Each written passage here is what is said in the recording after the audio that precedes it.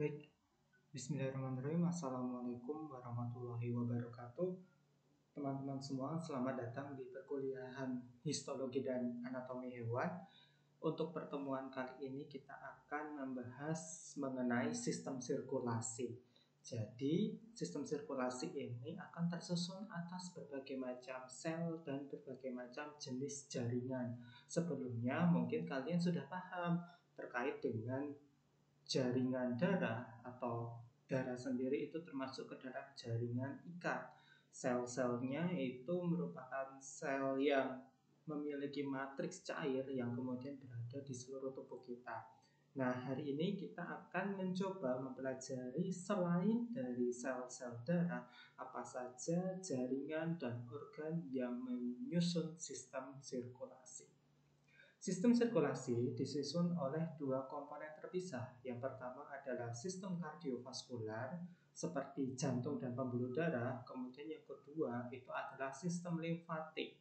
Jadi bukan hanya sistem kardiovaskular saja yang menyusun tubuh kita, tetapi ada pembuluh limfa.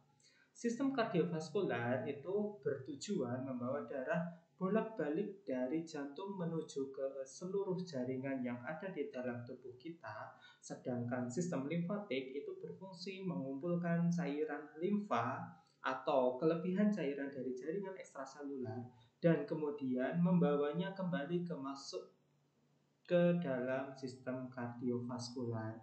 Nah, ini salah satu contoh dari sistem kardiovaskular di mana kita mengetahui ada yang namanya pembuluh darah. Ini adalah pembuluh darah. Ini salah satu contohnya adalah kapiler. Nanti akan saya jelaskan lebih lanjut lagi. Kemudian yang kedua adalah jantung yang berfungsi untuk memompa komponen-komponen darah menuju ke seluruh tubuh melewati pembuluh darah, termasuk bagaimana mereka berdifusi dengan paru-paru untuk transport oksigen. Sebenarnya darah itu fungsinya untuk apa? Darah itu berfungsi sebagai pengangkut oksigen yang digunakan untuk mekanisme proses respirasi membentuk yang namanya energi.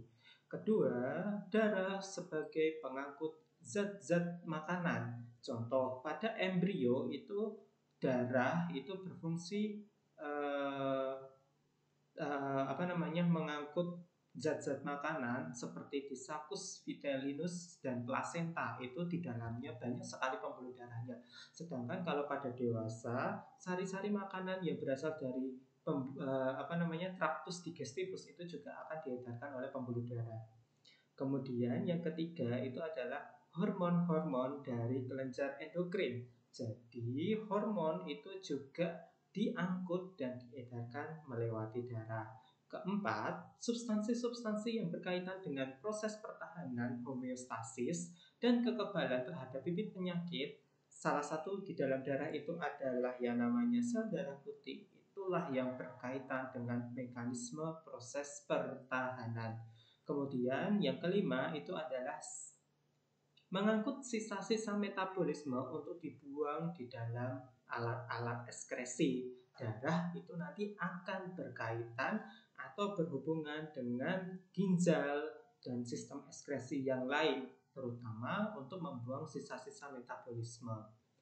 Nah, kalau pada hewan, peredaran darah itu dibagi menjadi dua, peredaran darah terbuka, dan peredaran darah tertutup. Kalau misalnya pada manusia dan hewan-hewan yang lain, ini adalah peredaran darah tertutup. Dengan contoh ini adalah jantung yang kemudian dipompa melewati pembuluh darah dan kemudian menuju ke kapiler-kapiler. Jadi darahnya dia tertutup dan nanti mekanisme proses pengangkutannya bisa melewati yang namanya proses difusi. Sedangkan kalau pemberedaran darah terbuka, salah satu contohnya misalnya pada belalang, nah itu dia di bagian jantung itu ada yang namanya ostium yang berfungsi sebagai rongga-rongga. Kemudian pembuluh darahnya itu nanti dia tidak berujung pada kapiler, tetapi dia berujung pada hemosol, yang dimana darah itu nanti dia akan menuju ke jaringan secara terbuka. Nah, inilah perbedaan antara sistem peredaran darah terbuka dengan sistem peredaran darah tertutup. Sistem kardiovaskular itu sekali lagi terdiri dari berbagai macam organ. Salah satunya itu adalah jantung. Nah, ini adalah jantung. Apa yang dimaksud dengan jantung? Jantung itu merupakan organ muskular. Apa itu organ muskular? Organ yang tersusun atas banyak otot. Terlebih khusus adalah jaringan otot jantung yang berfungsi untuk memompa darah di dalam dua sirkuit. Sirkuit ini kita sebut sebagai sirkuit pulmonal yang membawa darah dari jantung menuju paru-paru dan dari paru-paru kembali ke jantung. Kemudian yang kedua itu adalah sirkuit sistemik, berfungsi untuk mendistribusikan darah dari jantung menuju seluruh organ dan jaringan tubuh. Sirkuit ini lebih erat kaitannya atau kita lebih banyak mengenal dengan istilah pembuluh darah. Nah, sirkuit atau pembuluh darah itu akan tersusun oleh arteri, vena, dan kapiler itu secara umum. Nah, nanti kita akan pelajari sirkuit atau pembuluh darah ini berdasarkan susunan histologinya. Nah, sekarang kita coba pelajari bagaimana lapisan-lapisan pada pembuluh darah atau pada sirkuit ini yang kemudian kita kaitkan dengan struktur histologi atau struktur jaringannya. Secara anatomi atau klasifikasi dari pembuluh darah ini kita bisa bagi menjadi dua. Yang pertama itu adalah pembuluh darah yang strukturnya besar, yang kemudian yang kedua itu lama-lama dia akan mengecil. Nah, ini salah satu contohnya. Kita tahu bahwa pembuluh darah itu ada seperti arteri atau di sini contohnya aorta, kemudian vena atau di sini ya terlihat vena dengan ukuran yang cukup besar, di mana baik aorta maupun vena itu lama-kelamaan dia akan bercabang dan akan percabangannya itu strukturnya lama-kelamaan dia akan mengecil. Contoh aorta itu nanti dia percabangannya akan membentuk yang namanya muskular arteri. Muskular arteri itu percabangannya itu menjadi arteriola. Nah, kemudian nanti akan berpangkal pada yang namanya kapiler. Dan di sini juga sama, vena ke medium vena ke venula yang kemudian nanti dia akan berpangkal pada kapiler. Nah, di sini nanti kapiler menjadi ujung-ujung yang kemudian ada pertemuan antara pembuluh darah vena dengan pembuluh darah arteri. Teman-teman semua, mari kita akan pelajari bagaimana struktur jaringan pembeda antara vena dengan aorta. Karena kita tahu bahwa masing-masing dari vena dan aorta itu memiliki fungsi yang berbeda. Nah, aorta di sini ternyata dia memiliki tekanan yang tinggi, sedangkan vena memiliki tekanan yang rendah. Bagaimana bisa seperti itu? Karena nanti ada struktur yang kemudian mempengaruhi bagaimana pada vena dan bagaimana pada aorta atau arteri itu memiliki tekanan yang berbeda-beda. Oke, baik. Sekarang kita akan pelajari perbedaan antara vena dengan arteri terlebih dahulu. Teman-teman, ini secara umum ini adalah arteri dan ini secara umum ini adalah vena. Yang paling mendasar untuk membedakan struktur pada arteri ini dia memiliki lapisan yang cukup tebal. Nah, sedangkan vena ini ada beberapa bagian yang tipis dan kemudian dia memiliki katup. Sedangkan arteri dia tidak memiliki katup. Nah, serangkaian pembuluh darah yang membawa darah dari jantung menuju ke seluruh tubuh melalui percabangan pembuluh yang semakin lama semakin mengecil, kemudian berujung pada kapiler, inilah yang disebut sebagai arteri. Intinya apa? Arteri adalah pembuluh darah yang membawa darah dari jantung ke seluruh tubuh. Sedangkan vena itu kebalikannya, serangkaian pembuluh yang membawa darah kembali menuju ke jantung yang bermuara dari kapiler kemudian menuju ke pembuluh yang semakin lama semakin besar dan akhirnya menuju ke jantung. Nah, secara umum ini berarti dia menuju ke seluruh tubuh dari jantung, kalau ini dari seluruh tubuh menuju ke jantung. Nah, struktur dinding dari arteri dan vena itu sebenarnya sama. Yang pertama ada lapisan atau tunika yang saya sebut sebagai intima. Kemudian ada struktur yang kita sebut sebagai tunika media. Dan yang terakhir atau lapisan paling luar itu kita sebut sebagai tunika adventitia. Perbedaannya apa? Sekilas teman-teman semua akan melihat bahwa struktur tiga lapisan ini, baik pada arteri dan vena, itu susunannya sama. Intima itu berada di dalam, kemudian yang tengah adalah media, adventitia berada di luar. Namun lapisannya itu memiliki perbedaan. Nah, sekarang kita coba belajar terlebih dahulu apa sih yang dimaksud dengan tunika intima, media, dan adventitia pada pembuluh darah. Nah, ini adalah gambar yang sama pembuluh darah arteri dan ini gambar yang sama pembuluh darah vena. Di mana kalau kita fokus pada tunika intima, lapisan yang berada di paling dalam ini disusun oleh sel epitel pipih selapis atau epitel gepeng selapis dan jaringan ikat subendotel. Kemudian lapisan subendotel terdiri dari jaringan ikat longgar dan jaringan otot polos. Nah, sedangkan pada tunika media, contohnya ini dan ini, tunika media merupakan lapisan paling tebal pada dinding pembuluh darah dan disusun oleh otot polos yang melingkar. Nah, ini ya, dia berada di lapisan yang paling tebal di dinding pembuluh darah. Nah, kalau kita lihat ini adalah tunika media, ini adalah tunika media. Struktur arteri itu nanti dia cenderung lebih tebal. Tunika adventitia ini merupakan lapisan terluar dari pembuluh darah, berbaur dengan jaringan ikat di sekitarnya. Nah, ini tunika adventitia pada arteri dan ini tunika adventitia pada vena. Kemudian ada vasa vasorum. Nah, di sini ada beberapa pembuluh darah yang memperdarahi dinding pembuluh darah. Jadi pembuluh darah itu juga perlu didarahi atau dalam hal ini dialiri oleh darah karena mereka juga merupakan sel yang perlu yang namanya metabolisme. Kemudian ada persarafan pembuluh darah, ini komponen simpatis, saraf simpatis dari sistem otonom yang bertanggung jawab terhadap vasokonstriksi terutama pada bagian otot polos.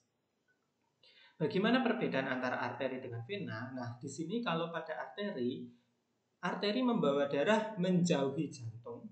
Dindingnya itu berotot dan elastis sehingga dia mampu mengembang bila dilewati oleh darah. Tunika medianya cenderung tebal. Di sini tunika medianya cenderung tebal berfungsi untuk memelihara bentuk pembuluh darah. Kemudian ada tunika adventitia yang berada di luar itu cenderung tipis.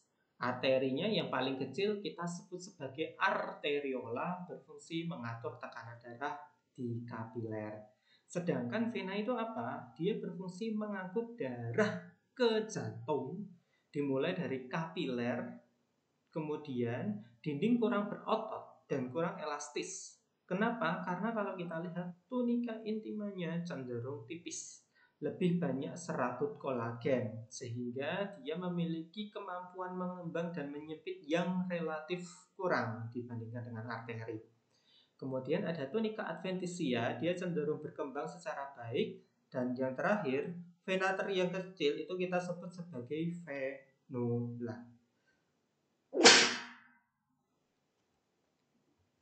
Nah, di sini kalau kita lihat ini adalah small artery, ini adalah lapisan tunika intimanya, kemudian di sini ada tunika media, kemudian yang lapisan terluar di sini ini adalah tunika adventitia.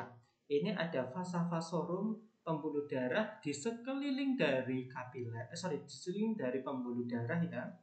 Pembuluh darah itu di sini juga ada pembuluh darah kecil-kecil yang berfungsi mengaliri darah. Kemudian di sini vena ini juga sama, ada tunika media, kemudian ada tunika adventitia. Nah, di sini kalau kita lihat adventitianya berada di sekitar yang ada di sini. Selain itu, ternyata dalam satu jaringan ini dia juga ada pembuluh limfa. Nah, ini contohnya pembuluh limfa. Kemudian katupnya terlihat, ini adalah arteriola, pembuluh arteri yang terkecil, ada venula. Kemudian ada beberapa kita temukan saraf. Oke, nah sekarang kita coba bandingkan antara tunika media pada arteri dengan vena. Nah, ini kalau kita lihat tunika medianya di sini dia cenderung lebih pada arteri ya, cenderung lebih tebal. Tunika media pada vena itu cenderung lebih tipis. Nah, di sini kalau misalnya kita pembelahan secara membujur, kita kelihatan lebih jelas pada arteri. Ini adalah tunika media, dia cenderung lebih tebal, sedangkan tunika adventitia, tunika adventitia pada vena itu cenderung lebih tebal, sedangkan tunika medianya itu cenderung lebih tipis. Ini juga sama, ini adalah media. Nah, sedangkan kalau misalnya pada vena ini cenderung lebih tipis. Nah, sekarang tadi kita sudah membedakan antara arteri dengan vena. Sekarang kita coba lihat klasifikasi atau jenis-jenis dari arteri. Berdasarkan urutan besar sampai ke kecil gitu ya. Arteri itu dibagi menjadi 3. Yang pertama adalah arteri tipe elastis. Ini struktur arterinya besar. Kemudian yang kedua adalah arteri tipe muskular. Ini arteri sedang. Kemudian yang ketiga adalah arteriol atau arteri yang paling kecil. Nah, ini contoh gambar dari arteri di mana aorta ini merupakan salah satu arteri tipe elastis. Jadi aorta itu merupakan arteri paling besar. Kenapa seperti itu? Coba kita lihat bahwa arteri elastis atau arteri tipe elastis itu tersusun atas membran elastis yang konsentris. Sehingga kalau kita lihat di sini banyak sekali membran-membran elastis penyusun dari arteri elastis. Contoh adalah aorta. Kemudian percabangan dari aorta atau arcus aorta, kemudian truncus pulmonalis yang berada pada paru-paru. Tunika media, unsur penyusunnya merupakan lembaran elastin yang berpori atau kita sebut sebagai membran berpori yang berselang-seling dengan otot polos. Pori-pori ini berfungsi untuk sel mendapatkan nutrisi dari oksigen secara difusi. Nah, kemudian dari arteri elastis, tadi di sini arteri elastis yang paling besar itu percabangannya adalah arteri muscularis. Nah, ini adalah arteri muskular atau arteri tipe muskular, yaitu dia tunika medianya didominasi oleh sel-sel otot polos. Nah, ini tunika medianya didominasi sel otot-otot polos meliputi cabang dari aorta dengan diameter pada manusia 0,1 mm, misalnya arteri brachialis, ulnaris, dan renalis pada ginjal. Kemudian ada tunika intima, dia lebih tipis daripada arteri elastis. Dan pada tunika adventitianya arteri muskular itu tersusun atas serat elastin dan kolagen. Dari arteri muscularis kemudian nanti bercabang pada arteriola atau arteri yang paling kecil. Arteriola atau arteriol adalah pembuluh arteri dengan diameter kurang dari 0,1 mm meregulasi darah menuju kapiler. Pada bagian tunika intima tersusun hanya satu sel endotel. Jadi kalau misal secara struktur histologi teman-teman semua melihat arteri kok hanya satu sel endotel penyusun lapisan atau tunika intima, maka jelas ini merupakan arteriol. Kemudian ada bagian tunika media tersusun satu atau dua lapis otot polos, dan adventisianya itu kalau kita lihat secara preparat belum begitu jelas. Nah, kemudian ada bagian yang kita sebut sebagai mikrovaskular, terbentuk dengan diameter cukup kecil 0,5 mm, mencakup arteriol. Jadi arteriol bisa kita golongkan pada mikrovaskular, dan metaarteriol atau percabangan dari arteriol ini cukup kecil. Nah, keunikan dari mikrovaskular pada metaarteriol itu memiliki sfinkter prekapiler, berfungsi untuk memasuki jalinan kapiler secara pulsatil untuk proses pertukaran nutrisi dan oksigen melalui kapiler darah. Nah, contoh bagaimana dia sphincter atau otot ini kemudian berfungsi untuk mengatur, mengikat sehingga nanti aliran darahnya itu teratur, baik dari pembuluh darah arteriola ke vena, karena pada arteriola yang ada di sini itu nanti di bagian metaarteriol akan ditemukan sphincter. Ini salah satu contohnya kalau dia relaksasi darah akan berlanjut ke vena. Tetapi kalau dia melakukan proses kontraksi, ini salah satu contoh kontraksi, maka nanti di sini area di sini tidak teraliri oleh darah. Nah, sehingga memang ada sphincter di sini yang kemudian fokus. Oh, dia misal fokusnya langsung ke bagian vena, maka cukup satu aliran yang ada di sini ke sana, yang di sini dan di sini, serta di sini, di sini dan di sini itu akan terkunci oleh otot sphincter prekapiler. Kemudian dari arteriola yang paling kecil yang ada di sini itu nanti dia akan ke kapiler. Tadi ya, ini salah satu contohnya, ini adalah kapiler. Ini adalah kapiler darah. Dia ujungnya atau terakhirnya itu adalah kapiler di sini. Nah, disinilah kapiler pembuluh darah yang paling kecil, bukan vena dan bukan arteri gitu ya. Karena di sini dia gabungan. Nah, itu nanti disinilah tempat proses yang namanya gas exchange atau proses pertukaran gas, di mana oksigen akan diserap oleh jaringan, kemudian oksigen sisa dari proses metabolisme itu akan dikeluarkan dan kemudian menuju ke daerah vena. Nah, ternyata kapiler pun macam-macamnya cukup banyak. Jadi kapiler ini berawal dari ujung akhir arteriol yang terbentuk dari percabangan dan proses anastomosis antara arteriol dengan venula. Kemudian kapiler tersusun oleh selapis sel endotel. Maka saya bisa bilang difusi karena hanya selapis sel endotel saja, dan ini merupakan pembuluh paling kecil. Terdapat 3 tipe, yaitu kontinu, ini adalah kontinu, berpori, ini adalah berpori, kemudian ini adalah sinusoid. Nah, di dalam kapiler itu ada sel yang kita sebut sebagai sel perisit. Ini adalah sel perisit yang berfungsi untuk proliferasi menjadi sel otot polos saat kapiler bertransformasi menjadi arteriol dan venula. Ini merupakan stem cell. Jika nanti kapiler mau nggak mau dia menjadi arteriol, maka perisit inilah yang akan menjadi sel otot polos, cikal bakal dari otot polos. Sebenarnya apa sih bedanya antara kontinu, kemudian kapiler bervenestra atau berpori, dan sinusoid?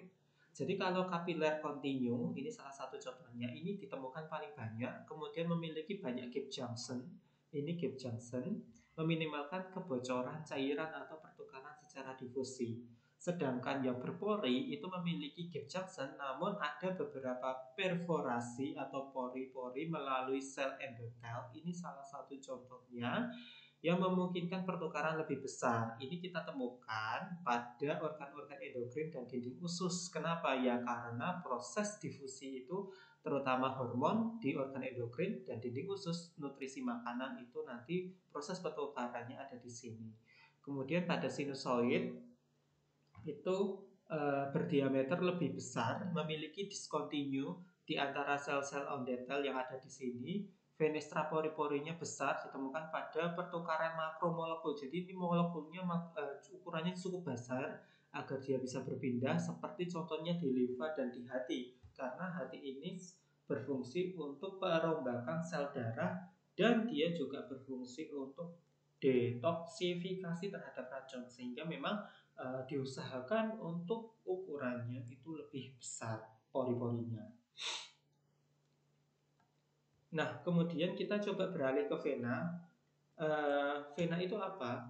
Vena itu tadi ya pembuluh darah yang dia menuju ke jantung gitu ya, aliran darahnya, dan secara struktural juga dibagi menjadi 3, yaitu venule serupa dengan kapiler, ini transisi dari kapiler, ukurannya paling kecil. Kemudian vena dengan diameter kurang dari 1 cm, dan vena ukuran besar berhubungan dengan jantung, mengembalikan darah dari ekstremitas kepala, hati, dan dinding. Nah, karakteristik pada vena itu adalah dia memiliki yang namanya katup. Nah, di sini adalah katup. Kenapa kok ada katup?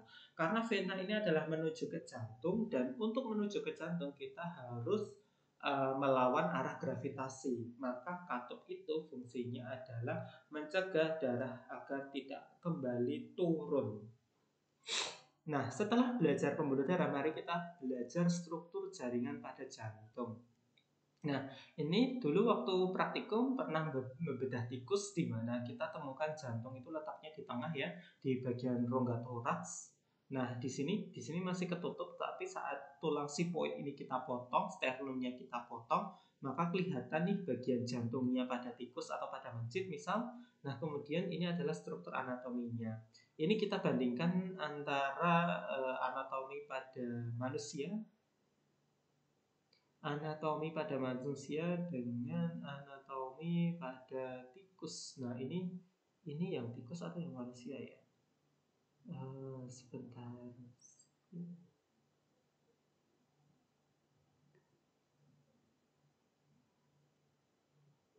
Nah, yang ini pada tikus gitu ya, atau pada mencit. Kemudian yang ini adalah perbandingan pada manusia. Nah, ini salah satu contohnya pada mencit, dimana kalau kita bagi dua, nanti kita akan lihat rongga-rongganya atau ruangan atau chambernya. Nah, kita akan pelajari itu. Nah, salah satu contoh yang lain ini perbandingan antara pada mamal dengan pada amfibi, di mana kalau amfibi itu dia memiliki 3 ruangan, sedangkan kalau pada mamal dan pada manusia juga itu dia memiliki 4 ruangan. Kalau pada manusia atau mencit, nah di sini ada RA atau LA, RA dan LA itu artinya eh, right atau kanan, atrium kanan, kemudian atrium kiri, kemudian yang paling bawah itu adalah ventricle kanan dan ventricle kiri. Sedangkan kalau pada amfibia itu hanya punya atrium kanan, atrium kiri, kemudian satu ventricle. Struktur lapisan dari jantung itu tersusun atas beberapa lapis, tetapi lapisan yang paling banyak atau yang paling besar, contohnya ini mio, itu adalah lapisan miokardium. Struktur lapisan jantung itu terdiri dari 3, endokardium, miokardium, dan epikardium. Endokardium itu berada di luar. Nah, di sini ya, ini adalah lapisan endokardium, kurang begitu jelas. Tetapi pada miokardium di sini lapisan yang paling tebal. Makanya kita bilang bahwa jantung itu 90% tersusun atas otot, yaitu lapisan otot jantung letaknya pada lapisan miokardium. Kemudian lapisan yang paling luar, nah ini salah satu contoh, ini adalah epikardium, dibangun oleh sel-sel endotel dan jaringan elastis. Nah, kalau kita lihat struktur selnya, ini yang namanya sel otot jantung, ada nukleus, kemudian kalau membran selnya kita sebut sebagai sarkoplasma, kemudian di serabut-serabut ini kita sebut sebagai miofibril, dilapisi oleh endomysium, nah ini contoh endomysium. Nah, inilah kemudian penyusun struktur dari otot jantung, di mana pemisah antara satu sel otot satu dengan yang lain itu dipisahkan oleh diskus intercalatus, karena yang namanya otot jantung itu dia tidak bermuara pada otot atau dia tidak berlekatan pada tulang, sehingga untuk membentuk suatu organ jantung maka dia akan berlekatan antara satu sel dengan sel yang lain melewati yang namanya diskus intercalatus. Nah, ini adalah diskus intercalatus, kelihatan ya waktu praktikum juga kalian nampak. Nah, ini kalau misalnya kita lihat secara membujur, diskus intercalatusnya seperti ini. Terus yang namanya otot jantung dia memiliki percabangan, beda dengan otot lurik gitu ya. Kemudian inti selnya di tengah, sedangkan otot lurik inti selnya di tepi. Nah, ini kalau pemotongan secara melintang bentuknya bulat-bulat seperti ini. Nah, kita lihat bahwa inti selnya berada di tengah. Nah, kemudian vena cava superior atau vena yang paling besar, vena cava superior dan inferior itu kemudian akan membawa darah sistemik menuju ke atrium kanan. Di sini ini adalah atrium kanan. Pembuluh darah vena itu akan menuju ke sini teman-teman semua. Kemudian akan melewati katup di di jantung itu ada katup yang kita sebut sebagai atrioventricularis atau katup tricuspidalis yang kemudian masuk ke ventricle kanan. Dari ventricle kanan kemudian di sini akan berkontraksi, darah akan keluar menuju ke seluruh tubuh. Menuju ke paru-paru. Menuju ke paru-paru melewati truncus pulmonalis. Nah, ini bercabang dua, ke kiri, ke kanan sama ke kiri. Nah, ini maka disebut sebagai bifurkasio karena bercabang. Kemudian darah kaya oksigen akan kembali ke jantung. Kenapa? Karena tadi di paru-paru dia akan berdisfusi, ada gas exchange, pertukaran gas, oksigen kemudian akan masuk menuju ke vena pulmonalis. Nah, di sini vena pulmonalis baik kanan maupun kiri dia akan masuk ke mana? Ke atrium kiri. Ini adalah atrium kirinya yang kemudian akan melewati katup lagi. Nah, ini katup yang kedua, sama disebut sebagai atrioventricularis atau bicuspidalis. Bedanya apa? Kalau tricuspidalis itu ada 3 katup di sini, kalau di sini ada 2 katup. yang kemudian masuk ke ventricle kiri. Di sini dia masuk ke ventricle kiri, kemudian berkontraksi menuju ke aorta. Ini aorta, pembuluh darah yang besar. Kemudian dia akan menuju ke seluruh tubuh. Nah, ini salah satu contoh bentuk katupnya ini teman-teman semua, gitu ya. Karena di sini pemotong menggunakan histologi, maka kelihatannya dua dimensi. Ini kelihatan katup, ini adalah atrium, ini adalah atrium, ini ventricle, ini ventricle. Struktur dinding dari ventricle ini, ototnya cukup besar dindingnya karena dia memompa menuju ke seluruh tubuh atau dipompa ke paru-paru. Jadi dia ototnya, lapisan miokardiumnya cenderung lebih tebal dibandingkan dengan pada area aorta, gitu ya. Terus ada beberapa katup seperti katup semilunaris, berfungsi mencegah aliran balik darah ke jantung, itu terletak di truncus pulmonalis dan aorta. Kemudian ada katup atrioventricularis yang sudah saya jelaskan tadi, berfungsi mencegah pompa darah ventrikel menuju ke atrium. Mungkin itu saja dari saya. Jika ada pertanyaan mungkin nanti bisa bertanya di kesempatan yang lain, atau bisa kita berdiskusi di grup kelas. Terima kasih. Wassalamualaikum warahmatullahi wabarakatuh.